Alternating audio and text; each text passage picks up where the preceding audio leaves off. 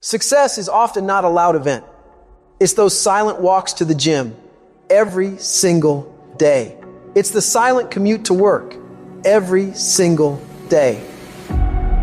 It's the early mornings, late nights where you grind when everyone else has gone home every single day. You don't have to say anything. You don't have to make any noise. You don't have to grunt. You don't have to groan. You don't have to scream. You don't have to yell. What you have to do is get the job done. In the unseen work is where you're trying to create that masterpiece. And that masterpiece is yourself. All that hard work goes in when no one is watching. There's no crowds. There's no cheering sections, all that shit. It's just you against you. And you have this rock, which is yourself. And you go through and you start to just chip away at these rough edges. Every fucking morning, you don't want to get up. You don't want to go for that run. You don't want to go to school. And each day, you fight that urge to stay in bed. But you still fucking get up. You chip away at another rough edge. And over a period of time, you begin to form that masterpiece. When we look at the masters, when we look at the best business people, they say she's gifted, she's smarter than me, she just somehow knows more than me. She's got a better education. She had an easier background. She got lucky. You've heard the cliche because it's true. The harder I work, the luckier I get. They don't see these motherfuckers, man, what they deal with every fucking day. I'm not good enough. Shouldn't be here. Shouldn't be here. Because every day, even though they're fucking the best in the world, that little motherfucker is still in there saying, oh man, we're not good enough. I'm not the strongest guy, I'm not the fastest guy, not the smartest guy, but I will work, and I will work hard. I will be up when my competitor's asleep. I will be up when my enemy is curled up in bed.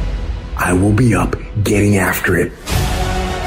The masters make the hardest things in the world look easiest. And in the moments where you push yourself, those moments tend to lead to success. But you've got to stop rationalizing, stop making excuses, stop telling yourself little watered down assessments of where you're really at. Tell yourself the truth. And the truth shall set you free. And the truth that I had to come to grips with, that I wasn't in charge of my destiny. The truth was that I wasn't giving all that I had. The truth was that there are some things that I wanted to do, but I didn't have the courage to act on those things. I had to start looking at my life differently. I started going to work earlier. I started being the last one to leave there. I started working harder than anybody else. The other guys could not. Why would you work so hard, Les? I've been cheating myself and my family, wherever you are, whatever you're doing, do it with everything that you have. Develop the habit of giving more than what you're paid for.